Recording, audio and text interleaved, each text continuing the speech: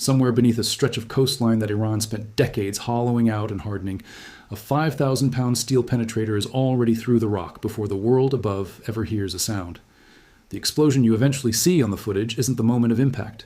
It's the moment a second and a half after impact when everything stored underground, ballistic missiles, anti-ship cruise missiles, crates of ordnance stacked in a bunker that was supposed to be untouchable, goes up at once and blows straight through the roof in a single column of fire. Right now, that image is circulating through military analyst channels as the clearest evidence yet of just how far a single weapon can reach into ground that a government believed was unreachable. And the mountain that was supposed to protect all of it turns out to have done the opposite. It concentrated everything in one place, sealed it under stone, and waited for someone to find the door. That single clip is only the most visible fragment of a campaign that has been running, pausing, and running again for weeks. And to understand what it actually means, you have to pull back from the fireball and look at the machinery behind it. The aircraft, the weapon, the command decisions, and the fragile diplomatic thread that right now determines whether that footage becomes the last of its kind or just the latest entry in a much longer reel. Because behind every strike like this sits a choice about which aircraft to send, which bomb to load, and what message that specific combination is meant to send to the people watching on the other side. This is the part almost nobody outside a handful of defense analysts is actually tracking. And once you understand it, the entire campaign starts to look less like a series of disconnected strikes and more like a single deliberate escalation ladder climbed one rung at a time. But let's back all the way up, because to understand what just happened over the Iranian coastline, you need to understand what has been building for more than a year. This didn't start with a bunker buster. It started with a much larger and much more contained war fought over Iran's nuclear program, one that most of the world assumed had been resolved when it ended. In June of 2025, the United States and Israel fought what came to be known as the 12-Day War, a short, intense conflict in which Israeli forces first crippled Iran's air defense network and struck deep into its military and nuclear infrastructure. That war reached its climax when American B-2 Spirit stealth bombers flew from the continental United States to strike 3 of Iran's most heavily fortified nuclear sites, Fordo, Natanz, and Isfahan, dropping 14 30,000-pound GBU-57 massive ordnance penetrators, the largest conventional bunker buster in the American arsenal, in an operation the Pentagon called Midnight Hammer. It was framed at the time as a limited one-off mission, not the opening move of a longer war. Iran answered with a missile strike on Al Udeid Air Base in Qatar, intercepted almost entirely, and the 12-day war ended in a ceasefire before it fully escalated into something neither side could control. That should have been the end of it. It wasn't.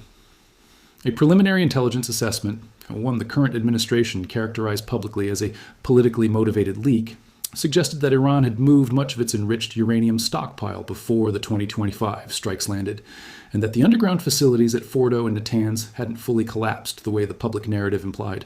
Whether that assessment was accurate or not, it introduced enough doubt into the outcome of the war that neither Washington nor Tehran ever treated the conflict as truly finished. What followed instead was a year of simmering tension, punctuated by smaller flare-ups, until a new round of open hostilities broke out again earlier this year, this time centered less on the nuclear program directly and more on the Strait of Hormuz, the 21-mile-wide choke point through which roughly a fifth of the world's oil supply moves every single day. By the spring of this year, the two sides had fought each other to a second ceasefire, one negotiated with enough care that it came with an actual memorandum of understanding signed in mid-June, laying out a 60-day window to convert the truce into something permanent. On paper, that memorandum was supposed to accomplish 3 things at once: end the active conflict, reopen the Strait of Hormuz to normal commercial traffic, and keep Iran from ever crossing the threshold into an actual nuclear weapon. In practice, the memorandum barely survived its own signing ceremony. Iran struck 3 commercial vessels that had deviated from an approved shipping corridor through the strait, and the United States answered with a fresh wave of strikes that grew heavier with each successive night. Speaking on the sidelines of a NATO summit in Ankara, the president declared the ceasefire dead in blunt terms, and within days the U.S. had struck somewhere in the range of 80 to 90 targets in a single push, while Iranian state media reported explosions rolling through Bandar Abbas, Kish, Keshem, and Abu Musa. Global oil prices spiked more than 9% in a matter of hours, the kind of reaction that only happens when traders start pricing in the possibility that one of the world's most important shipping lanes might simply stop functioning. That's the pattern worth committing to memory because it explains everything that has happened since. Ceasefire, shipping incident, retaliation, pause, ceasefire again. Each loop through that cycle has left Iran with less military material to fight with and less leverage to negotiate with, and each loop has left the United States with a freer hand to escalate further the next time Tehran tests the boundary. This is not a war that is being fought in one continuous motion. It's a war being fought in ratchets, each one clicking the pressure up a notch and never quite clicking back down to where it started. It's worth pausing on why the Strait of Hormuz specifically carries this much weight in the first place, because the geography explains almost everything about why this war keeps reigniting in the same place. The strait is barely 21 miles wide at its narrowest point, with the actual shipping lanes used by tankers narrower still, hemmed in by Iranian territory on one side and Omani territory on the other. Something in the range of a fifth of the world's total oil consumption, along with a substantial share of global liquefied natural gas exports, passes through that single corridor every day, which means Iran doesn't need a conventional navy capable of contesting the open ocean to threaten the global economy. It only needs the ability to make that one narrow corridor feel unsafe. A handful of mines, a few fast attack boats, a scattering of coastal missile batteries, and a reputation for unpredictability accomplish almost everything a much larger, much more expensive navy would otherwise be required to do. That's the asymmetry at the heart of this entire conflict. And it's why the bombing campaign has focused so heavily on the coastal defense and cruise missile sites lining the strait rather than exclusively on Iran's interior. Degrade the ability to threaten the choke point, and you degrade the single most valuable card in Iran's entire hand, regardless of what else remains in its arsenal. That's also why this war has never stayed contained to just the United States and Iran, even before the Romanian drone incidents entered the picture. Gulf allies sitting directly across the water, Bahrain, host to the U.S. Navy's Fifth Fleet, along with Kuwait, Qatar, and Saudi Arabia, have absorbed retaliatory strikes and drone incursions of their own throughout this conflict, turning what began as a bilateral dispute into a regional one almost by geographic necessity. Every American base within range of Iranian missiles becomes, functionally, a second front. And every strike on one of those bases forces Washington to weigh a wider regional response against the narrower goal of pressuring Tehran specifically. That regional entanglement is part of why the pause matters as much as it does. A negotiated settlement doesn't just need to satisfy Washington and Tehran. It needs to hold up well enough that Gulf allies stop absorbing spillover damage from a war they didn't start and can't fully control the trajectory of. Now here's where things stand as of the most recent reporting, in hard numbers rather than vague description. Over a run of consecutive nights, U.S. Central Command has confirmed hundreds of targets struck across Iran, more than 300 in the first 3 nights alone by some counts, with a single night reportedly accounting for roughly 140 strikes on its own. The target set reads like a checklist of everything that makes Iran dangerous in this specific kind of fight. Missile launch sites, drone storage facilities, naval assets, ammunition depots, Bandar Abbas, Kish Island, Hormuz Island, Jask, and the smaller islands scattered along the strait, all locations Iran has used at different points to threaten or interdict commercial shipping, have absorbed repeated strikes. Coastal defense batteries and cruise missile positions on Greater Tunb Island, one of several disputed islands Iran uses to project power into the strait, have taken heavy damage as well. According to the material behind this account, credible estimates still place Iran's remaining ballistic missile inventory somewhere in the range of 2,000 missiles nationwide, even after weeks of sustained bombing. That number is the single most important piece of context in the entire campaign, because it explains why this war hasn't been settled in a single decisive strike package. You don't dismantle a stockpile that size in a handful of nights. You grind through it, night after night, for weeks, and you accept the entire time that the adversary on the other end still has enough left to hurt you. Then, over the most recent weekend, the pattern broke. For the first time in roughly 2 weeks, U.S. Central Command did not post a strike update. A 14th consecutive night of bombing that many analysts had expected simply didn't happen. Not because anything had gone wrong operationally, but because the diplomatic channel appears to have reopened and the administration made a deliberate choice to pause and assess rather than continue on autopilot. The president described this posture in terms about as direct as political language gets. Talks are happening right now. Iran is described as getting more serious by the day, and the military option remains fully loaded and ready if the talks collapse. He specifically noted that the campaign could resume, or resume at a heavier tempo if Iran doesn't hold up its end. The White House backed that framing on the record, describing the pause as consistent with a stated preference for a diplomatic solution while explicitly retaining every military option, and pointing to the combination of crippling sanctions and weeks of strikes as the pressure that finally made negotiation attractive to Tehran. The Pentagon's own messaging echoed the same posture almost word for word, describing multiple successful operations executed across combatant commands and a deep arsenal of capabilities maintained to protect American personnel and interests. Sit with the sequencing here for a moment, because sequencing tells you more about strategy than any single statement does. Sanctions crippled the economy first. Weeks of nightly strikes degraded a meaningful share of the military architecture second. Only after both of those pressures had done their work did the offer to negotiate arrive. And it arrived from a position where the other side had very little material left to bargain with. That is not how you negotiate from strength. That is how you negotiate after strength has already been taken away from you. But the picture is more complicated than a clean story about diplomacy replacing bombs. Iran's own military spokesperson confirmed that Tehran halted its retaliatory strikes in step with the American pause, which on the surface reads as reciprocal de-escalation. At the same time, reports over the same weekend describe an incident involving an oil tanker in the Strait of Hormuz, with competing explanations already circulating. Some accounts describe a deliberate strike on a vessel that had drifted off an approved shipping route. Others point to a naval mine. That distinction is not a minor technicality. A mine offers plausible deniability, something a country can point to and say wasn't us, wasn't intentional, just bad luck in dangerous waters. An unmanned underwater vehicle, or a low-flying drone skimming the surface to strike a hull from behind, is neither of those things. It's a deliberate weapon with a deliberate operator, and if it happened, dressing it up afterward as an accidental mine strike is itself a tactic, one that lets an attack happen without forcing an immediate, undeniable response. Which of those two things actually occurred in this specific incident has not been confirmed, and any account that claims certainty on that point right now is running ahead of the available evidence. What is clearly not paused, regardless of how that tanker incident eventually gets resolved, is the naval blockade. American boarding teams, the kind of specialized units trained for exactly this, went over the rail of the Comoros-flagged tanker MT Charar in the Arabian Sea, inspected its cargo, and cleared it to continue on its way. A textbook demonstration that the blockade apparatus is fully operational and not going anywhere just because the airstrikes paused. According to the reporting behind this account, roughly a dozen vessels have been redirected away from Iranian ports altogether, a pair disabled outright, and a pair boarded and inspected at sea. 2 full nights with the bomb bays closed, and Iran still hasn't managed to move a single barrel of oil through the strait freely. That's the detail that should worry Tehran more than the pause in bombing should reassure it. The economic leash didn't loosen for a single day, even while the military pressure temporarily eased. Now let's get into the hardware, because the mechanism carrying out these strikes is itself a message, and understanding it changes how you read everything else in this campaign.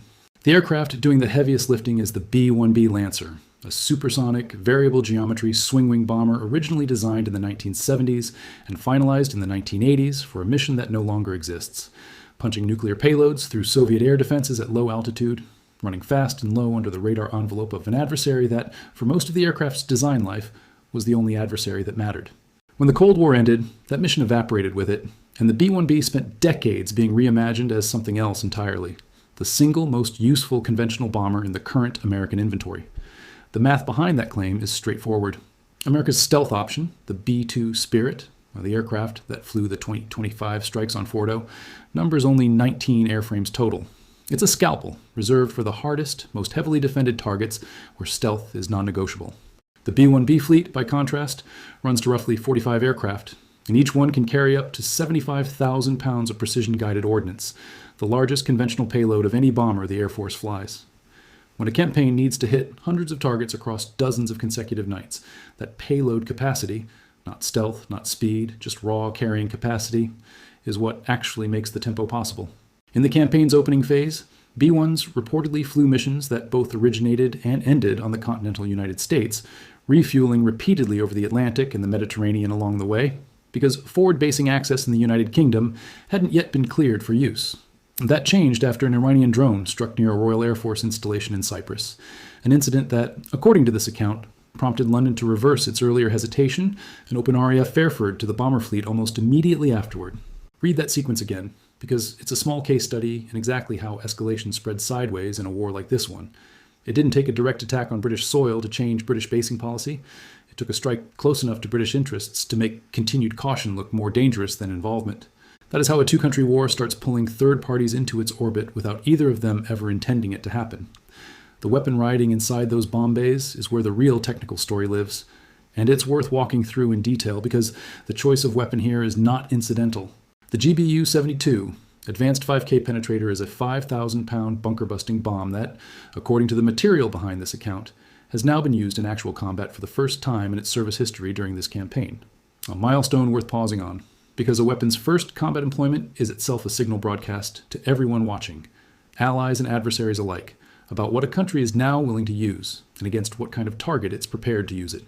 The GBU-72 pairs a hardened penetrating warhead reportedly built around a BLU-138 variant casing, with a KMU-556 JDAM tail kit that adds GPS and inertial guidance to what would otherwise be an unguided steel wedge.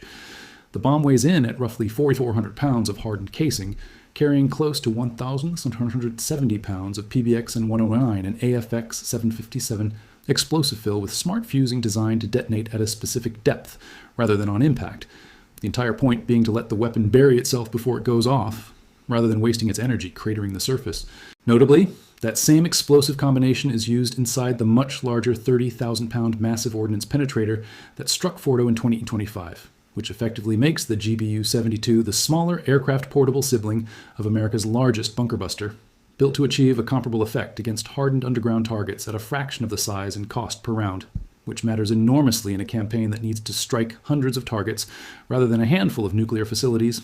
Air Force procurement documentation reportedly describes it as the intended replacement for the aging GBU-28, achieving similar penetration performance with fewer weapons expended and a lower cost per engagement. The entire economics of a sustained bombing campaign compressed into a single line item. Only 2 aircraft in the entire American inventory are cleared to carry the GBU-72. The B-1B Lancer and the F-15E Strike Eagle, that's the complete list. Every other airframe involved in this campaign, F-22 Raptors, F-35 Lightning IIs, EA-18G Growlers, plays a supporting role, suppressing and blinding Iranian air defenses, so that one of those 2 cleared platforms can get the 5,000-pound weapon safely onto its target. It's worth naming what that actually means operationally. Every single GBU-72 strike in this war has required, at minimum, an entire strike package built around clearing a corridor for one of 2 specific aircraft types. That's not a small ask. That's a coordinated multi-domain operation every single time. Riding alongside the GBU-72 is its smaller, longer established relative, the 2,000-pound GBU-31 version 3 JDM, built around a BLU-109 penetrator warhead. This is the workhorse of the campaign, less dramatic than its 5,000-pound counterpart, but far more numerous, and according to this account, it's been employed extensively by the B-1 fleet operating out of Fairford against ballistic missile production facilities, underground command centers, and mobile missile launchers. If the GBU-72 is the weapon reserved for the hardest, deepest targets, the GBU-31 is the one doing the volume work night after night. The difference between the headline strike and the hundreds of smaller strikes that make up the rest of the campaign's target list. Iran has not been a passive target through any of this, and pretending otherwise would misrepresent the actual balance of the fight. According to Iranian military statements, the country's forces claim to have struck American fighter jets and helicopters across the recent stretch of fighting, along with strikes on regional bases, including an earlier strike on a base in Jordan that resulted in American service member deaths that deserve to be named plainly, rather than folded silently into a broader casualty count. Most Iranian missiles and drones aimed at American and Allied positions across the region are intercepted before they reach their targets. Not all of them are. That gap between most and all is the entire reason a bombing campaign this extensive can run for weeks without producing a clean, one-sided outcome, and it's the reason interception rates, however impressive, never fully eliminate risk for the personnel stationed within range of Iranian retaliation. Now, here's where the story widens beyond the direct US-Iran axis, because developments in an entirely different theater over the same stretch of days turn out to be connected in ways that don't get enough attention. A Romanian F-16 shot down an unidentified drone over Romanian territorial waters near the port town of Sulina. The 3rd consecutive day, Romanian forces have intercepted an incoming drone, a notable escalation in a war between Russia and Ukraine that had run for more than 4 years without Romania ever previously bringing down an intruder over its own territory. The drone that Italian Eurofighter Typhoons, operating out of a NATO air policing mission, engaged first and failed to destroy was ultimately finished off by Romanian F-16s using an air-to-air missile over a wheat field in Buzău County. Romania's Prosecutor General's office has since identified the drones involved in these incidents as Shahed-type munitions, the same drone family Iran is widely understood to have supplied to Russia's military over the course of the Ukraine war, and the same family that has become a signature weapon of Russian strikes on Ukrainian cities and infrastructure. That connection between Iranian drone technology showing up on Russia's side of one war and reports of Russian assistance showing up on Iran's side of a different war is where things get genuinely interesting, and where the caution about unverified claims matters most. Reports circulating over the same period describe claims, attributed to Ukrainian leadership, that Russia has been reciprocating Iran's drone support by providing improved targeting assistance and intelligence, surveillance, and reconnaissance support for Iran's ballistic missile operations. This claim has not been independently confirmed in the material behind this account, and it should be treated as exactly what it is, a claim originating from a party with its own strategic interest in highlighting Russian-Iranian cooperation, not a confirmed fact. But the strategic logic underneath the claim holds together even without full confirmation. Russia has an obvious and well-documented interest in keeping American military and diplomatic bandwidth consumed by a war with Iran, rather than freed up for deeper involvement in Ukraine. And every Patriot interceptor the United States expends defending Gulf allies and commercial shipping in the Persian Gulf is, mathematically, one fewer interceptor immediately available for Ukraine's air defense network. Whether or not Moscow is directly improving Iranian targeting solutions right now, the incentive for it to do exactly that is real, well established, and doesn't require speculation to establish on its own. That brings the picture to three simultaneous pressure tracks converging on Iran at the same moment, and it's the convergence of all three together, not any single track in isolation, that explains why the current pause exists at all. The financial track is the naval blockade and the sanctions regime, which have kept Iranian oil bottled up in port even while the airstrikes themselves went quiet for a couple of nights. The military track is the sustained bombing campaign, which has degraded a meaningful share of Iran's missile production, storage, and launch infrastructure, even against a stockpile still estimated in the thousands. And the psychological track is the steady drip of pressure applied through strikes on shipping, strikes on regional bases, and now the unconfirmed but strategically plausible whisper of Russian assistance flowing the other direction. All of it designed, from Iran's side, to manufacture the appearance of continued leverage, even as the underlying military and economic position keeps deteriorating. None of these three tracks alone would be forcing the current pause into existence. It's the fact that all three are landing at once, compounding rather than simply adding together, that compresses the decision space for Iranian leadership in a way that makes some kind of negotiated off-ramp look genuinely more plausible than it would have a month ago, and simultaneously genuinely more fragile, because a failure on any single one of the three tracks could unravel the other two almost immediately. Which raises a question that doesn't get asked often enough in coverage of this war. Who is actually making the decisions on Iran's side? Because the nominal chain of command and the operational one are not the same thing, and conflating them leads to consistently bad predictions about what Iran will do next. Iran's ballistic missile program and much of its asymmetric maritime operations run substantially through the Islamic Revolutionary Guard Corps, a parallel military structure with an estimated membership in the range of 200,000 personnel and its own distinct institutional interests, its own budget, and its own chain of command that runs, at least in theory, up through Iran's clerical leadership rather than through the conventional national military hierarchy. That distinction matters enormously in a moment like this one, because it means the civilian and clerical leadership negotiating with the United States and the operational forces actually capable of carrying out an attack on a tanker or Gulf allies' territory are not always the same people making decisions in real time. Attacks on shipping in the Strait, the kind that can be carried out by a small team with a modest budget, a handful of drones, and enough explosives to do serious damage, a scale former Vice President J.D. Vance has publicly described in a separate context as something achievable with roughly $100,000 of equipment and a couple of determined operators, don't require sign-off from the very top of a formal government hierarchy. They require a much shorter chain of command, from senior clerical or IRGC leadership figures down to operators already positioned on the islands scattered throughout the strait, ready to act on relatively short notice. That's what makes this phase of the war so genuinely difficult to fully halt through diplomacy alone, no matter how sincere the negotiators on either side turn out to be. You can get a government to sign a memorandum of understanding in a conference room. You cannot as easily guarantee that every IRGC commander, 2 or 3 levels down that same structure, reads the memorandum the same way, feels bound by it to the same degree, or prioritizes it over standing orders issued before the ink was even dry. So where does this actually leave things right now, stripped of both the official American and official Iranian narratives, each of which has its own reasons to describe the situation more favorably than the underlying evidence necessarily supports? The honest assessment is that Iran is absorbing sustained, serious, and cumulative damage to its conventional military infrastructure, its missile storage capacity, its production facilities, its coastal defense network, while still retaining just enough offensive capability, particularly in asymmetric and maritime forms, to make a clean, uncontested American victory politically costly for Washington to claim outright. The pause in strikes looks, on the available evidence, less like the definitive end of the campaign and more like a testing period, one in which both sides are trying to determine whether a genuinely negotiated settlement is achievable before the bombing resumes. Very possibly at a heavier tempo than before, exactly as the president himself has suggested it could. The next handful of days matter less for what specifically gets struck than for what doesn't get struck. whether the tanker incident over the weekend escalates into a fresh justification for resuming the air campaign, and whether IRGC-linked forces stay disciplined enough across the entire strait to avoid handing Washington that justification unintentionally, will likely determine more about the war's next phase than anything said across a negotiating table.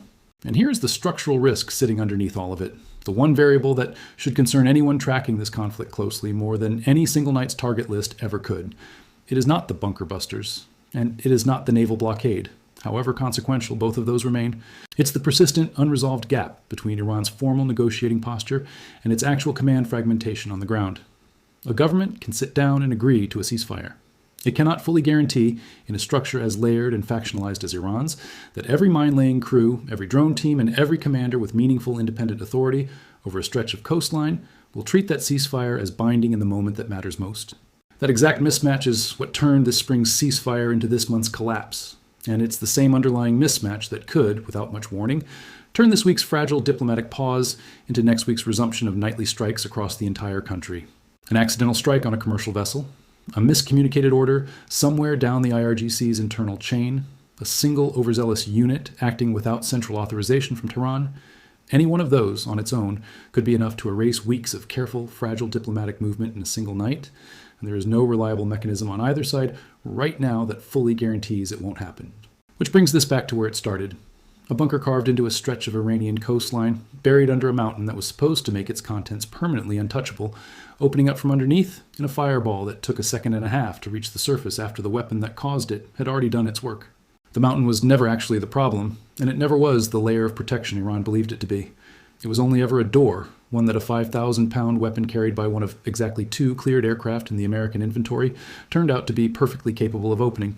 Whether the diplomatic channel that reopened this past weekend holds long enough to make that footage the last of its kind, or whether a 14th night of strikes is simply waiting on the other side of a stalled negotiation, is not something the available evidence can answer with any confidence right now.